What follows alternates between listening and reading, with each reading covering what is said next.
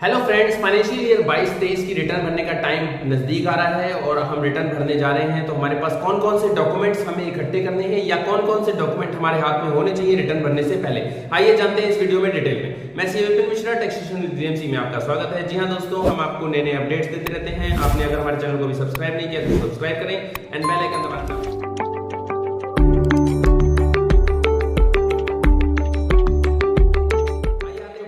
Ready रखना है वो है प्रॉपर्टी पेपर, यानी कि अगर कोई हमने सेल किया है प्रॉपर्टी इस ईयर में, ड्यूरिंग द ईयर अगर हमने कोई प्रॉपर्टी सेल करी तो उससे कोई कैपिटल गेन हुआ, उसको कैलकुलेट करने के लिए हमारे पास रजिस्ट्री की कॉपी होनी चाहिए सेल और परचेज की, क्योंकि इंडेक्सेशन करके हम उसका कैपिटल गेन कैलकुलेट करेंगे रिटर्न के लिए। वो तो यानी कि दोनों की रजिस्ट्री की कॉपी हमारे पास होना चाहिए। डीमैट अकाउंट की स्टेटमेंट या फिर हमारी जो म्यूचुअल फंड की स्टेटमेंट्स हैं, यानी कि हमने कोई शेयर्स में डीलिंग किया हो, चाहे वो इंट्राडे हो, F&O हो या फिर डिलीवरी में, किसी भी चीजों में हमने अगर शेयर में लेन देन किया है तो उसकी डिटेल हमें चाहिए, यानी कि स्टेटमेंट हमारे हाथ में होनी चाहिए ताकि कैपिटल गेन उस पर जो भी निकला है वो हम रिटर्न के अंदर डाल सकें।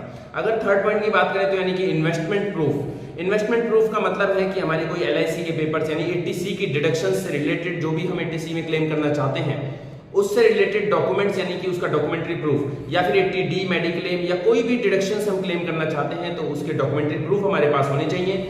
उसके बाद अगर नेक्स्ट पॉइंट की बात करें तो वो आता है सैलरी सर्टिफिकेट यानी फॉर्म 16। अगर आप सैलरी क्लास पर्सन हैं तो आपके पास यानी कि फॉर्म 16 होना चाहिए जिससे हम डिटेल इनकम टैक्स के अंदर डाल सकते हैं। एंड देन उसके बाद आता है 26AS, AIS और TIS।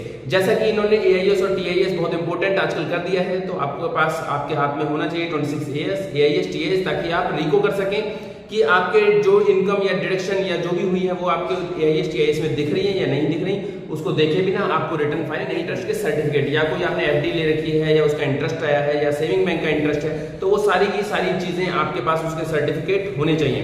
And then next point की अगर हम बात करें तो बैंक की पासबुक जो कि अपडेटेड होनी चाहिए 31 मार्च 2023 तक। आपकी जो भी पासबुक्स हैं, जो बैंक अकाउंट आपके ऑपरेट हैं, वो सारे बैंक अकाउंट की स्टेटमेंट्स यानी बैंक अकाउंट के पासबुक्स आपके अपडेटेड 31 मार्च 2023 तक के आपके हाथ में होने चाहिए।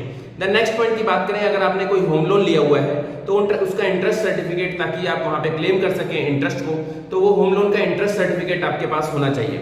ये बेसिक डॉक्यूमेंट्स हैं जो डॉक्यूमेंट्स रिटर्न भरने से पहले आपके पास होने ही चाहिए, क्योंकि इन सारे डॉक्यूमेंट्स के थ्रू ही आप अपनी इनकम टैक्स रिटर्न को भरें।